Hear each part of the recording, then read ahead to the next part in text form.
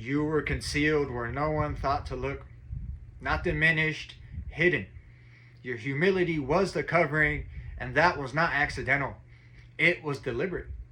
Because the test was never about recognition, it was about discernment.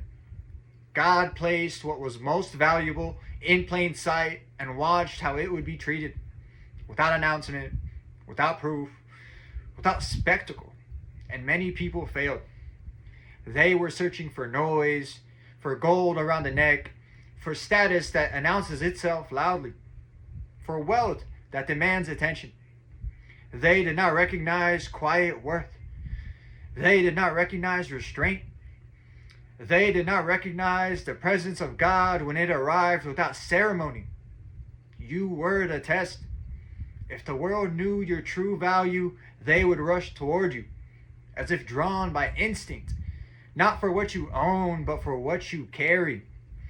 You are worth more than what can be measured, more than what can be counted, more than what can be displayed, and still you endured being overlooked, mishandled, and misjudged. You carried grace where resentment would have been easier. You forgave where bitterness would have been justified. And in doing so, you led others to God, even those who wounded you. That strength did not go unnoticed. God was never absent, never distant, never unsure. But now the season changes. What once required faith will soon require no explanation. What was once hidden will be made evident, not loudly, but undeniably. And when they finally recognize what they failed to honor, they will reach for access that no longer exists, not as punishment, but as consequence. Because life remembers how things were treated when no one was watching. What was dismissed in silence was being measured in heaven. You were not removed out of anger. You were withdrawn for preservation, protected from hands that reached without reverence, from voices that spoke without care, from eyes that looked but never truly saw you. There was a window, a season. There was a moment where respect could have kept the door open. But sacred things do not remain where they are mishandled. What God assigns weight to, He also assigns boundaries. And once those boundaries are crossed, access changes permanently.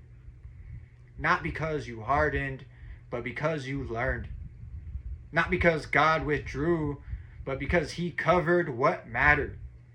And what is sacred is not endlessly available. And what God protects, He does not return to careless hands. I'm going to end this video off with a parable. A man was given a lamp and told the lamp would light his path. He left the lamp in the rain, borrowed its oil without gratitude, mocked its flame, and when night came, he begged for light, but the lamp had been taken indoors where only careful hands were allowed to touch it. So the lesson to take away from that parable is that true value never announces itself. What matters most does not compete for attention. It waits and reveals itself only to those who know how to approach it. And that's it for this video. I want to thank everyone who made it to the end of the message. I'm truly honored by your support.